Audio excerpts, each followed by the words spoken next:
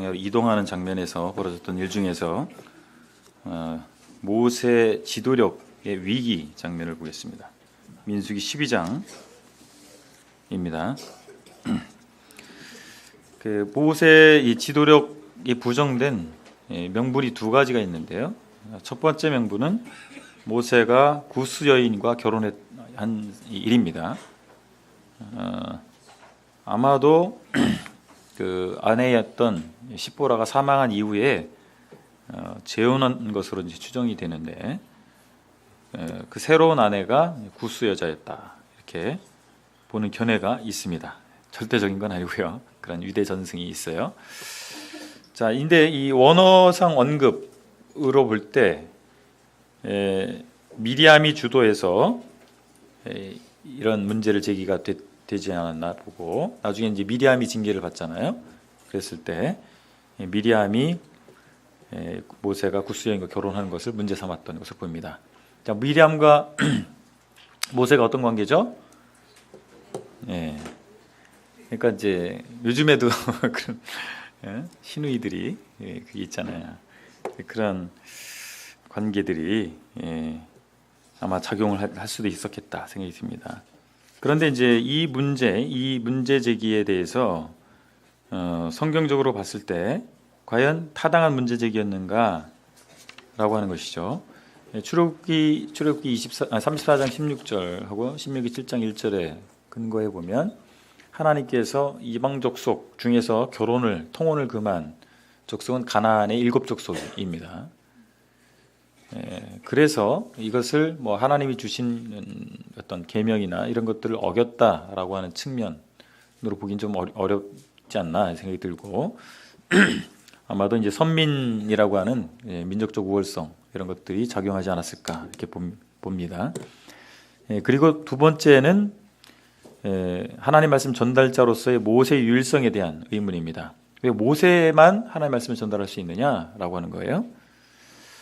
우리가 근데 이것을 잘 이해하셔야 됩니다. 그때 당시의 맥락, 이 이스라엘 백성 공동체는 신정 체제입니다. 직접적인 신정 체제예요. 그래서 모세를 하나님이 부르셔서 모세를 통해서 이스라엘 백성을 통치하시는, 인도하시는 그런 신정 체제라고 하는 것이죠. 그랬기 때문에 모세 외에 하나님께서 다른 중보자를 선택하지 않으셨어요. 그래서 모세를 부정하는 것은 곧 하나님을 부정하는 것이 되게 되는 것입니다. 그래서 이것이 문제가 되는 거죠.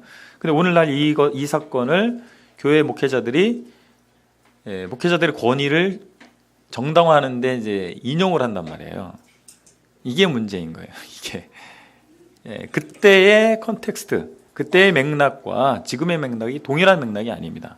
그때 당시 신정 체제에서 모세를 통해서 하나님께서 직접 컨트롤하시는 체제였단 말이에요. 오늘은 그렇습니까? 그렇지 않습니다. 다 성령을 받았잖아요. 그죠? 물론 지도자가 없는 건 아니에요. 지도자가 없는 건 아닌데 그런 신정 체제와 같은 절대적인 지도력이 아니라고 하는 겁니다. 신약교회는. 근데 신약교회의 지도력을 이러한 구약의 신정 체제 하에 있는 것들을 리더십을 그대로 끌어와서 얘기를 하면 문제가 있는 것이죠. 그래서 모세가 가진 어떤 특수한 권위와 같은 권위를 오늘날의 목회자들이 갖고 있다라고 하는 얘기는 잘못된 접근이죠. 신약 성경에 그렇게 나와 있지 않습니다. 이런 부분에 대해서 그건 잘못된 적용을 해서는 안 된다라고 하는 측면입니다. 자, 그런데 이런 모세 지도력에 대한 이제 불신이 일어나게 됐는데, 부정하는 일이 일어나게 됐는데 여기에 대해서 그 모세가 취한 태도는 참 온유한 방법으로 이런 것들을 이제 하게 되죠. 사실은 지도력을 부정받게 될 때 사람이 온유하게 이렇게 대처하기가 쉽지는 않거든요. 어떻게 보면 자기 자체를 부정하는 것이 될 수 있기 때문에 쉽지 않습니다. 뭐 온유함이 더했다 이렇게 이제 표현하고 있는데 나중에 이제 보게 되면 뭐 일단 1차적으로 가족들로부터 지도력에 대한 부정이 왔죠. 그리고 16장에 가보면 이제 지도자들로부터 부정을 받고 또 온 회중이 부정하는 그런 것들을 겪게 돼요. 모세가. 그러니까 모세가 참 만만치 않은 삶을 살았어요. 예, 또 그런 질문 혹시 받아본 적 있으세요? 하나님께 정말 쓰임 받는 그런 영광된 삶을 살고 싶습니까? 아니면 별로 안 쓰임 받는 삶을 살고 싶습니까? 그러면 이제 대부분 정상적이면 전자를 선택하잖아요. 근데 그 길이 참 험난한 길이거든요. 하나님께 정말 쓰임 받는다라고 하는 것은 정말 험난한 길입니다. 모세가 제대로 쓰임 받았잖아요. 그러니까 이렇게 참 어려움을 겪죠. 그럼에도 불구하고 그 길을 가는 것이죠. 왜요? 하나님께서 우리를 사랑하셨고 내가 하나님을 사랑하기 때문에 그 길을 가는 것이죠. 자, 하나님께서 이제 개입을 하십니다. 모세와 아론과 미리암을 회막으로 부르셔서 미리암과 아론을 책망하시고 또 모세가 어떤 선지자도 누리지 못한 하나님과 가까이 하는 위치를 누리고 있다는 사실을 상기시켜 주십니다. 그래서 결국에는 미리암이 문둥병이 됩니다. 그런데 이제 아론이 중재를 하죠. 살이 반이나 썩어서 모태로부터 죽어서 나온 자 같이 튀지 않게 해달라고 탄원을 하게 됐을 때 모세가 하나님 앞에 12장 13절에 보면 여호와께 부르짖어 이르되 하나님이여 원하건대 그를 고쳐주소서 이렇게 온유하게 상황을 대처를 하게 됩니다. 지도력의 위기가 곧 지도력의 기회가 될 수 있다는 사실을 보여줍니다. 그래서 우리가 이제 리더로서 섬길 때 어떤 위기가 올 수 있습니다. 근데 그 위기를 어떻게 대처하느냐에 따라서 오히려 지도력이 공고해질 수도 있고 그렇지 않을 수도 있는 그런 생각을 하게 됩니다. 자, 이제 가데스에 이르렀습니다. 광야에서 유랑하는 백성의 지도자 모세를 보겠는데요. 가데스에 이르렀습니다. 이제 가데스는 이제 그 오아시스가 있는 곳이었고 그곳에서 바로 가나안 땅으로 들어갈 수 있는 그런 전략적 요충지라고 볼 수가 있습니다. 그런데 민수기에 의하면 그 정탐꾼을 보내는 것이 하나님의 명령에 의한 것으로 나타나는데 신명기 1장에서는 백성들이 그것을 원했던 것으로 나오거든요. 그런데 우리 전체적 맥락에서 보면 백성들이 원했고 하나님께서 허용했던 것을 이해하는 것이 더 합리적 견해가 아닌가 생각이 되어집니다. 하나님께서는 바로 그 땅에 가서 취할 것을 말씀을 하셨죠. 그런데 백성들은 좀 보고 갑시다 이렇게 된 거죠. 갈 수 있는지 없는지. 그래서 이 상황이 아니면 안 가겠다는 얘기잖아요. 그거예요. 그게 문제인 거죠. 하나님께서 가라고 하셨다면 하나님께서 함께 하시고 가라고 하셨다면 가는 것이죠. 그런데 중요한 문제는 뭐냐면 이 정탐꾼을 파송한 동기가 무엇이냐 이거예요. 파송해 봐서 자기들의 판단에 아니다 싶으면 안 갈 수도 있다는 얘기예요. 그러니까 파송을 한 것이죠. 그냥 절대적으로 가겠다라고 하면 정탐꾼을 파송할 이유가 없는 거예요. 근데 파송한 이유는 자기들의 판단에 아니면 안 갈 수 있다. 그러니까 그건 뭐죠? 불순종이 전제가 되어 있는 것입니다. 불순종과 불신이 전제가 되어 있는 것이죠. 자, 이렇게 해서 단순한 믿음으로 나아가면 충분한 것이었는데 그러지 못한 것입니다. 하나님의 시각으로 보는 그 안목의 부족, 이것이 결국엔 정탐꾼을 봉인하게 됐고 그 불신 보고를 통해서 하나님의 진노를 사게 되는 것이죠. 저 북쪽까지 올라갑니다. 이 지도에서도 보시면 이들이 빨간 선이 정탐꾼이 올라갔던 추정로입니다. 이렇게 갔다 오지 않았을까 이렇게 보는 겁니다. 저도 이제 이스라엘하고 요르단을 가봤는데 북쪽으로 쭉 올라가면요, 이 갈릴리 호수 바다라고 하는 호수 이 근처로 가면 풍광이 우리나라랑 거의 비슷해요. 나무들이 그렇게 큰 나무들도 있고 그렇더라고요. 그리고 굉장히 그 습기가 많은 그런 땅입니다. 이 아래쪽은 이쪽은 거의 이제 사막과 같은 이런 곳이고 다양한 풍광이 있어요. 그리고 그 종려나무, 그 야자나무라고 그러죠. 이 대추야자라고 그러나요? 아무튼 그 나무들을 거기 많이 심었는데 그 열매가 정말 꿀 같아요. 그냥 그렇게 이 설탕에 절여놓은 것처럼. 제가 그래서 그걸 사서 저희 교회 성도님들한테 이제 나눠드렸더니 설탕에 절인 거냐고 그러시더라고요. 그냥 딴 건데 그 정도로 아주 과일이 맛있습니다. 그곳에 가면 젖과 꿀이 흐르는 땅인 건 분명한 것 같아요.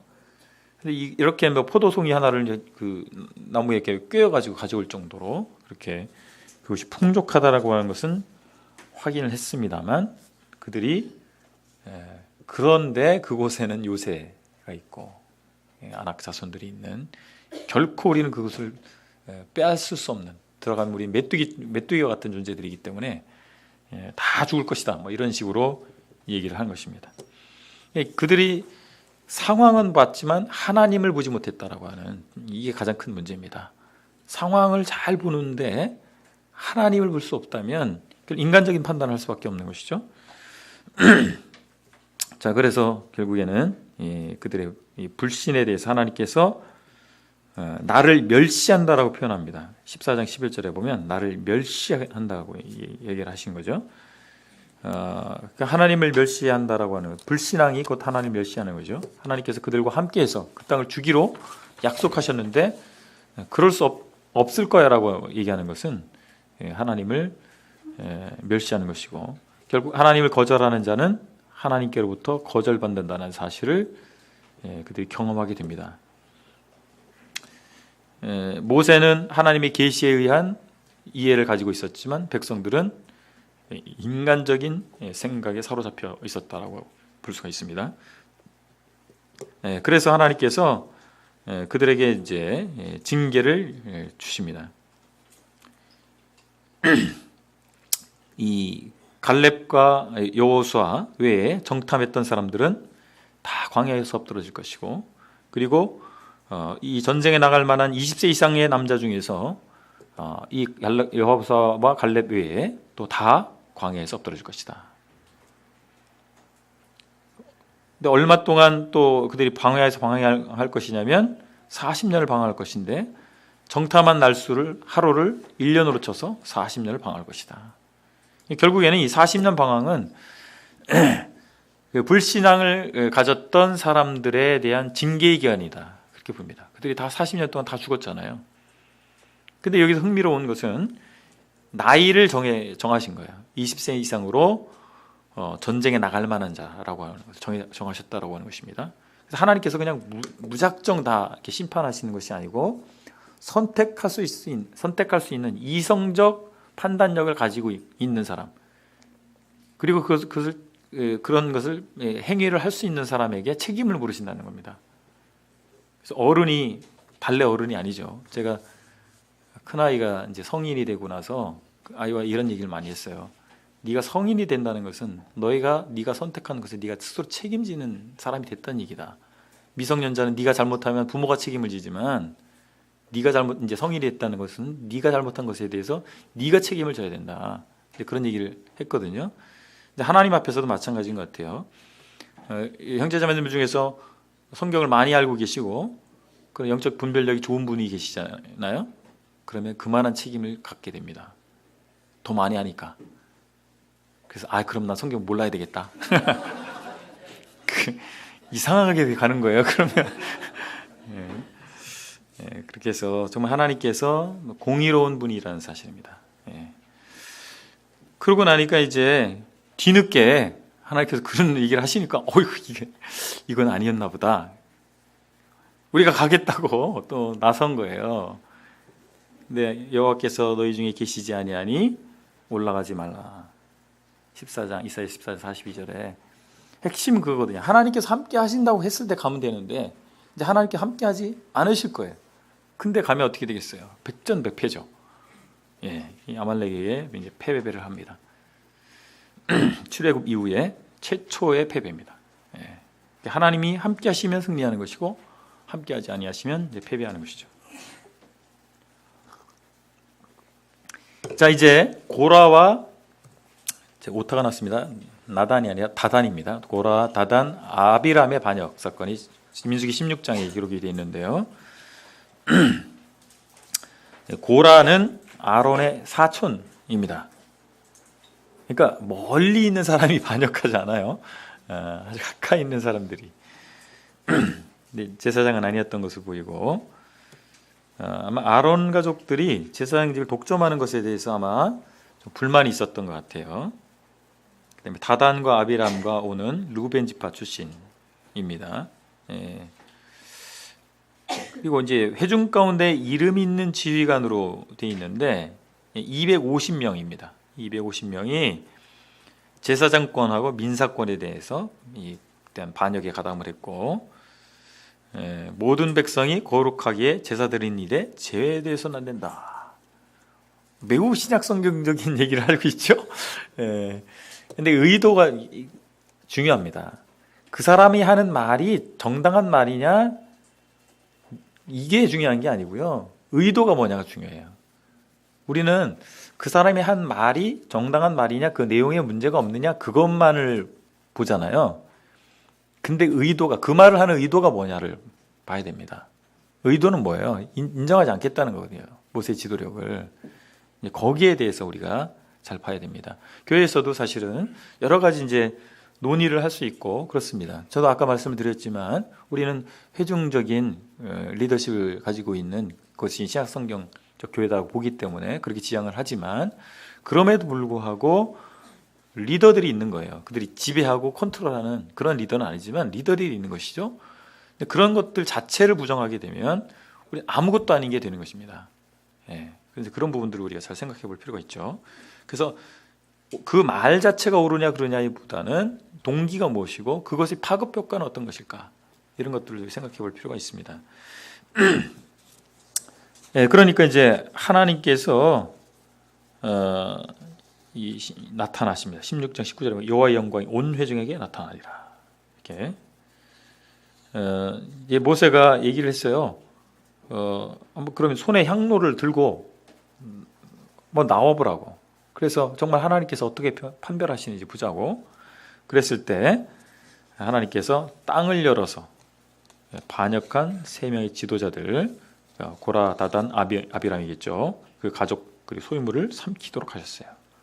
아마 이게 지진 비슷한 이 현상이 일어나면서 그렇게 됐을 것으로 보입니다. 그리고 향로를 든 250명이 향로를 들고 나오는데 그 불로 태워서 죽임을 당하게 됐습니다. 이것이 바로 하나님께서 모세를 들어 사용하고 계시다고 하는 것을 우리가 반증해주는 그런 사건으로 보입니다. 그리고 이제 20장, 민수기 20장에 보면 이제 미디암이 죽죠.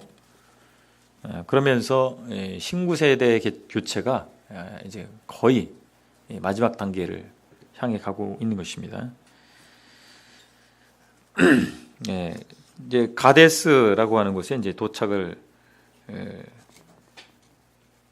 합니다. 이제 방황을 끝내고 돌고 돌아서 방황을 끝내고 이제 가데스에 다시 돌아오게 된 것입니다. 민수기 20장에 가서는 신명기 2장 14절에 보면 가데스 바네아를 떠나 세렛 시내를 건너기까지 38년 동안이라 이렇게 나오거든요. 그래서 가데스에 가서 이제 정탐꾼을 하고 불신하게 했을 때, 그리고 아멜렉과 전투에 패배하고 그들이 40년간 방황할 것이라 얘기했잖아요. 근데 실제 연수가 38년의 기간이 걸렸을 것으로 보이고, 그곳에서 이제 머무르게 되는데, 이 가데스 바네아와 이 신광야, 거기 이제 바로 가데스 바네아에 있는 그 인근이 신광야인데, 이 전체 바데스 바네아와 신광야를 다 바란 광야라고 하는 거죠. 그래서 민수기 21장 1절하고 13장 26절의 기록이 서로 모순된 건 아니다라고 하는 겁니다. 같은 지역을 얘기하고 있는 것이기 때문에. 자, 그런데 이 가데스 바네아의 가데스에서 또 문제가 생겼어요. 바로 뭐가 문제냐면 이 물의 문제입니다. 백성들이 이제 물 문제로 불평불만했던 것이, 첫 번째 홍해를 건너고 나서 마라에 서 있었고, 그리고 출애굽기 17장에 르비딤에 서 있었어요. 그런데 이곳에서 또 문제가 온 거예요. 가데스는 아까 말씀드린 것처럼 오아시스라 그랬잖아요. 그럼 당연히 물이 있어야 되는데 그런데 문제는 물이 없었던 거예요. 그러니까 오아시스에 왔다는 얘기는 오아시스가 아닌 곳에서 온 거예요. 그러니까 이제 당연히 물을 구했겠죠. 근데 뭐 인원도 적어요. 인원도 뭐 200만 정도 되는 사람이 얼마나 이 물이 문제겠습니까? 생명수죠. 자, 이런데 이런 가운데서 원망이 이제 벌어지게 됐죠. 그랬을 때 모세가 하나님께서 모세에게 물을 내라고 물을 내서 백성들 먹이라고 했잖아요. 근데 모세가 어떻게 했습니까? 이 모세의 범죄 사건의 기록이 있는데 이것을 이제 여러 가지로 해석을 하는데 민수기 20장 한번 펴보시죠.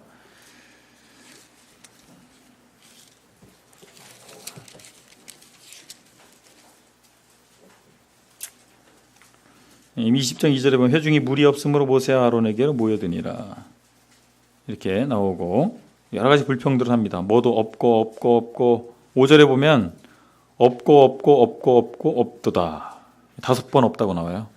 파종할 것도 없고 무화과도 없고 포도도 없고 석류도 없고 마실 물도 없도다. 이렇게 되니까 모세가 엎드려가지고 이제 어떻게 몸둘 바를 모르는 거죠. 모세는. 모세가 무슨 죄가 있어요? 원래 가데스에서 있었던 경험이 있으니까 물이 있는 줄 알겠죠. 근데 이제 백성이 참 불편을 하니까 이제 어떻게 몸둘 바를 모르는 거죠. 그러니까 하나님께서 모세에게 말씀하십니다. 8절 지팡이를 가지고 내 형 아론과 함께 회중을 모으고 그들의 목전에서 너희는 반석에게 명령하여 물을 내라. 이렇게 말씀하십니다. 그러면 물을 주겠다 하나님께서. 그런데 모세가 어떻게 했습니까? 10절에 모세와 아론이 회중을 그 반석 앞에 모으고 모세가 그들에게 이르되 반역한 너희여 들으라.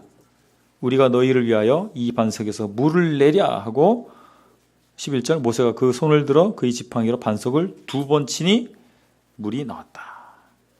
자, 그랬는데 이 사건 때문에 모세가 가나안 땅에 못 들어가요. 뭐가 문제였단 말이에요. 뭐가? 그러니까 어떤 분은 반석을 한 번 쳤어야 되는데 2번 쳐서 그랬다. 여러 가지 해석들이 있어요. 근데 이제 성경을 잘 보면 그 안에서 이제 우리가 답을 얻을 수 있을 것 같은데, 자, 사람들이 일반적으로 이제 절망적인 상황에 부딪히면 나타나는 현상이 뭐냐면 원인이 어디에 있을까를 찾습니다. 근데 그 원인을 자기에게서 찾지 않아요. 누군가 대상을 희생자를 찾기 원해요. 누구 때문에 그래? 홈런 타자가 타석에 들어섰어요. 헛스윙 삼진으로 물러날 때 괜히 배트를 배트가 이게 한다든지 스파이크를 툭툭 친다든지 그게 이제 핑계를 대는 것이죠. 이거에 내가 잘못은 아니고 뭔가 원인이 다른 데 있어.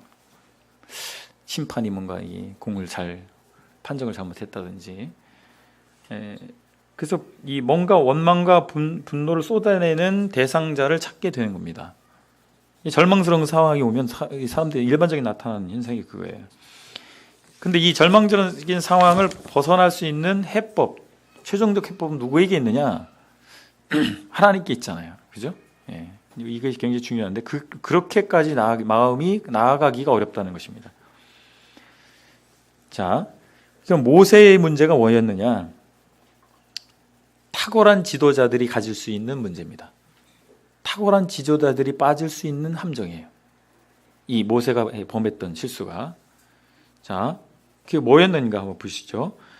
민수기 20장 12절에 새 번역에 보면 이렇게 번역이 되어 있습니다. 주님께서 모세와 아론에게 말씀하셨다. 너희는 이스라엘 자손이 보는 앞에서 나의 거룩함을 나타낼 만큼 나를 신뢰하지 않았다. 그러니까 하나님의 거룩함을 나타낼 만큼 하나님을 신뢰하지 않았다라고 되어 있고, 영어 성경 NASB를 보면 너는 나를 믿지 않았기 때문이다 이렇게 돼 있어요. 믿지 않았다는 거예요. 모세의 문제는 하나님을 믿지 않은 거에 있다는 이렇게 표현을 하고 있습니다. 자, 10절에 보면 모세가 얘기를 하죠. 우리가 너희를 위하여 이 반석에 물을 내랴? 하나님께서 모세와 아론에게 하신 말씀은 그 지팡이로 물을 내라 그거였어요. 근데 회중 앞에 연설을 하잖아요. 우리가 내랴 이렇게 얘기를 하잖아요. 그랬을 때 회중은 야, 모세와 아론이 우리에게 물을 주나 보다. 그렇게 인식할 수 있는 충분한 뉘앙스를 주었다는 겁니다. 시편 106편에 보면 106편 12절로 33절에 보면 이렇게 되어 있습니다. 그들이 또 무리바 물에서 여호와를 노하시게 하였으므로 그들 때문에 재난이 모세에게 이르렀나니 33절에 보면 이는 그들이 그의 뜻을 거역함으로 말미암아 모세가 그의 입술로 망령되이 말하였음이로다. 자, 모세가 잘못했다라고 하나님이 평가하시는 것은 뭐라고요? 모세가 입술로 망령되이 말했기 때문인 거예요. 반석을 2번 쳤다 이게 아니고 망령되이 말한 거예요. 그러니까 결국에는 자신들이 마치 물을 낼 수 있는 권한을 가진 것과 같은 표현을 했다는 거예요. 이 탁월한 지도자들이 빠질 수 있는 함정이 바로 이겁니다. 이게 뭐예요? 오만입니다. 내가 이 정도 능력을 갖고 있어. 이거예요. 이게 함정이에요. 그래서 혹시 형제자매들 중에서 탁월한 지적 능력이나 언변이나 뭐 아무튼 가지신 분들은 정말 이걸 조심하셔야 되죠. 자기가 하는 것처럼 생각하시고 자기가 하는 것처럼 사람들이 생각할 수 있게끔 뭔가 제공하는 걸 정말 조심하셔야 됩니다. 그리고 또 하나 뭐가 문제입니까? 분노예요. 분노는 많은 문제를 위기로 몰아갑니다. 문제는 있을 수 있어요. 그죠? 문제 없는 집안 없고 문제 없는 교회 없죠. 가지 많은 나무에 바람 잘 나롭다고. 근데 이 문제가 위기로 되느냐, 문제로 끝나느냐. 그 문제가 위기로 되는데 가장 큰 공헌을 하는 게 분노입니다. 문제가 있어요. 근데 그걸 화를 내고 분노를 표하게 됐을 때 그게 위기로 이어질 수 있다는 것이죠. 그래서 혈기를 낸 거예요. 모세가 혈기를 내서 물을 냈게 된 것이죠. 그래서 하나님의 거룩함을 훼손한, 하나님을 믿지 않고 하나님께 올려야 될 이 경외심과 이런 것들이 그 자신들에게 오게 만들었고 결국 하나님의 거룩함을 훼손한 이것 때문에 결국에 12절에 여호와께서 모세와 아론에게 이르시되 너희가 나를 믿지 아니하고, 여기도 개역성경에도 말씀하고 있잖아요. 너희가 나를 믿지 아니하고 이스라엘 자손의 목전에서 내 거룩함을 나타내지 아니한 고로 너희는 이 회중을 내가 그들에게 준 땅으로 인도하여 드리지 못하리라. 그래서 모세와 아론은 다 가나안 땅을 들어갈 수가 없게 됐죠. 자, 이래서 이제 이들은 이제 그 왕의 대로를 따라서 북쪽으로 올라가서 모압 평지까지 가서 가나안 땅에 들어가고자 하는 그런 플랜을 가지고 있었습니다. 근데 들어가려면 어디를 지나야 되냐면 첫 번째가 에돔의 영역입니다. 에돔의 영역을 지나가야 되는데 에돔이 허락해 주지 않아요. 근데 이때 당시 정황을 보면 에돔 위에 여기 좀 넘어가야 되는데요. 이 킹스웨이라고 돼 있잖아요. 왕의 대로. 실제 그때 그 도로 위에 아스팔트가 깔려 있고 차가 다닙니다. 이게 이제 킹스웨이인데 이 홍해로부터 저 북쪽으로 쭉 그 남북으로 연결된 도로예요. 이 킹스웨이에는 물을 구할 수 있는 곳이 곳곳에 있습니다. 그래서 여행하기에 아주 적합한 그런 도로라고 보여지고 아주 흥미로운 장면을 저희가 봤는데 이 왕의 대로로 가는데 서쪽은 풀이 있어요. 그 도로 동쪽에는 풀이 없더라고요. 그래서 이게 왕의 대로가 풀나는 마지막 선이 아닌가 이렇게 생각이 될 정도로 아주 그런 특이한 그런 장면을 봤습니다. 이 왕의 대로를 통해서 이제 북쪽으로 올라가고자 했는데 이 에돔 위에 아모리 족속들 있잖아요. 시온 왕이 다스리는 거기를 이제 남아모리 왕국이라고 하는데 바산왕이 바산의 옥이 다스리는 곳이 거기도 아모리 족속이거든요. 거기가 북아모리입니다. 그 남아모리 북아모리가 있는데 남아모리가 상당히 강성했던 때입니다. 그래서 모압을 쳐서 아르논강까지 이르는 영토를 이제 차지하게 됩니다. 세렛강 이제 그 팔레스틴 이 동편이죠. 동편의 그 구획을 보면 세렛강, 아르논강, 그다음에 야복강 그렇게 강들이 있어요. 근데 그쪽 그 강이 우리가 생각하는 그냥 이런 강이라고 보시면 안 되고요. 강 자체가 협곡이에요. 그러니까 그것이 자연스럽게 경계가 됩니다. 거대한 협곡이에요. 그래서 이쪽에서 저쪽까지가 멀리서 보면요, 땅이 연결된 것 같아요. 근데 가까이서 가보면 그 사이에 거대한 협곡이 있습니다. 이쪽에서 건너갈 때 버스가 굽이 돌아가지고 반대편으로 올라가는 그런 식으로 지형이 돼 있더라고요. 그러니까 이제 그런 것들이 이제 주로 경계가 되는데, 아무튼 이 남아모리 왕국이 모압을 쳐서 아르논강까지 이르는 영토를 차지하고 있었습니다. 자, 이런 상황에서 이 에돔 왕에게 요청을 해서 그 땅을 통과해 줄 것을 요청한 거예요. 그러니까 에돔이 아무튼 이 에돔을 지나서 남아모리까지 이제 갈 거 아니겠어요? 그러면 길을 내주면 아모리를 뭔가 어찌 해줄 수 있는 그런 기대도 할 수가 있고, 그래서 정치적인 맥락에서 길을 터주지 않겠는가 이런 생각을 했을 수가 있습니다. 그런데 에돔이 허락해주지 않죠. 길을 내줄 수 없다. 그러니까 이제 하나님께서 에돔 족속을 떠나서 아라바를 지나가도록 이렇게 말씀하십니다. 그래서 결국에는 킹스웨이로 왕의 대로로 가지 못하고 돌아가는 길을 선택할 수밖에 없습니다.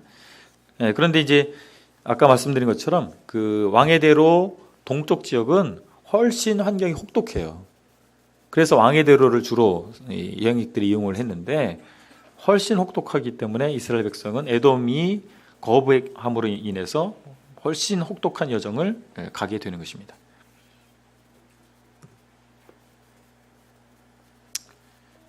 그리고 이제 아론이 이제 아까 이거 지나갔지만 아론이 죽게 되죠. 그래서 결국 아론이 먼저 죽음으로 말미암아 그들에게 하나님께서 징계를 주셨던 것들이 그대로 이루어집니다. 아론이 죽고, 그 다음에 민수기 21장에 가게 되면 21장 4절에 보면 길로 말미암아 백성의 마음이 상하니라. 그러니까 왕의 대로로 가지 못하고 이제 그 동쪽에 있는 길을, 광야길을 선택했는데 그 길이 굉장히 훨씬 험하다는 것이죠. 물을 구하기도 어렵고. 그러니까 그 마음이 상했다 이렇게 됩니다. 홍해길로 이게 나오는데 아까도 말씀을 드렸지만 이 홍해길에 대한 여러 가지 얘기들이 있어요.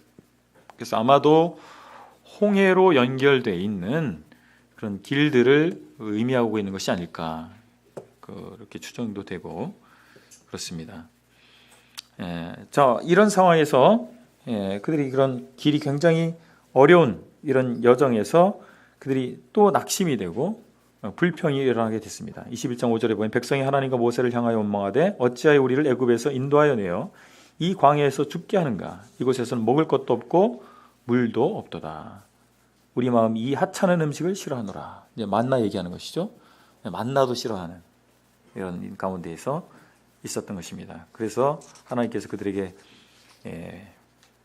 불뱀을 보내서 그들을 심판하시기 위해서 불뱀을 보내시고 뱀에 물려서 많은 사람이 이제 죽게 됐습니다. 그러자 이들이 이제 뉘우쳐서 모세에게 하나님께 자비를 베풀어 달라 이제 타운을 하게 됩니다. 그래서 만든 게 뭐냐면 놋뱀을 만들게 된 겁니다. 하나님께서 놋뱀을 만들어서 장대에 높이 달면 그것을 쳐다본즉 살도록 하나님께 치료법을 제시해 주신 것이죠. 그래서 이것이 이제 결국 예수님께서도 이 놋뱀을 인용하시잖아요. 광야에서 뱀이 높이 들린 것 같이 인자도 들려야 하리라. 이 예수님께서 거듭남에 대해서 말씀하시면서 바로 이 놋뱀 사건을 얘기하십니다. 그래서 이 놋뱀이 곧 이 속죄와 관련된 죄 때문에 죽게 된 이스라엘 백성들을 살릴 수 있는 하나님의 해법이 제공이 된 것이죠. 그런 것들이 결국 신약의 예수 그리스도께서 이 땅에 오셔서 많은 사람들의 죗값을 지시고 대신 죽으심으로 말미암아 그 예수 그리스도를 믿을 때 구원 얻는 생명을 얻게 되는 이런 것들이 이제 예표된 사건이라고 볼 수가 있습니다. 자, 모압 평지까지의 여정을 쭉 보면, 자, 에돔 동편으로 우회해서 세렛강에 이릅니다. 이제 세렛강이 제일 밑에 있는 강이에요.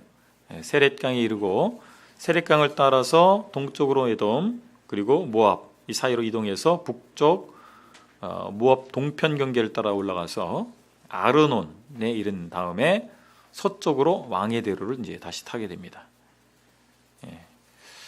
자, 여기에서 이제 남아모리 시온을 이제 정벌을 하게 되는데 21장 21절 이하에 나옵니다.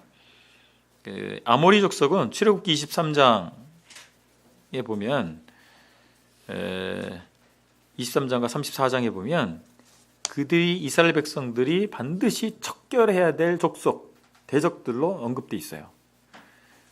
그리고 흥미로운 것은 창세기 15장 16절에 보면 이런 말씀이 있습니다. 내 자손은 4대 만에 이 땅으로 돌아오리니 이는 아모리 족속의 죄악이 아직 가득 차지 아니함이니라.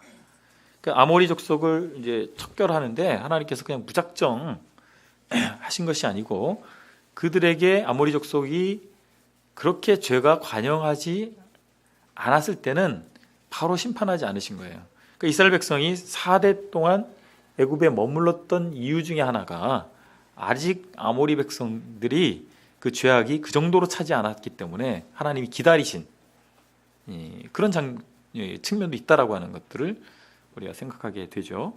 그래서 하나님께서 어떤 것들을 징계하시거나 어떤 집행하실 때 결코 사정과 어떤 상황들을 전혀 고려치 않고 무자비하게 하시는 분은 아니라고 하는 겁니다. 아모리 족속들이 그러니까 반하나님적인 그런 어떤 행태를 가지고 있었던 족속이었기 때문에 이스라엘을 통해서 그들을 이제 정벌 하시는데 여기 이제 결국에는 시온 왕이 이스라엘을 대적하게 되고 그래서 이제 전쟁을 벌이게 됩니다. 결국에는 시온 왕 남아모리를 정복하게 되죠. 그리고 나서 또 북쪽으로 올라가서 북아모리를 정복합니다. 옥이죠. 바산왕 옥. 바산왕 옥을 물리치는데 요단 동편에 아주 풍부한 목초지를 가지고 있었던 지역입니다. 그래서 바산을 물리치고 다시 모압 평지로 돌아오게 됩니다. 이 모압 평지는 사실 모압인들의 땅이란 뜻이거든요. 근데 아모리인들이 이미 그곳을 점령하고 있었어요. 아모리를 쳐부수고 다시 이스라엘 백성들이 차지한 것이죠. 여기 민수기 21장 26절에 보면 헤스본은 아모리인의 왕 시온의 도성이라 시온이 그전 모압 왕을 치고 그의 모든 땅을 아르논까지 그의 손에서 빼앗았더라. 그래서 시온 왕 남아모리 왕이 시온까지 빼앗았기 때문에 그곳까지 이제 아모리가 정복했던 곳이고 또 이스라엘 백성이 다시 차지하게 됐던 그런 땅이라고 볼 수가 있겠습니다. 이번 시간은 조금 일찍 마치고요. 다음 시간을 좀 일찍 시작하는 걸로 그렇게 하겠습니다.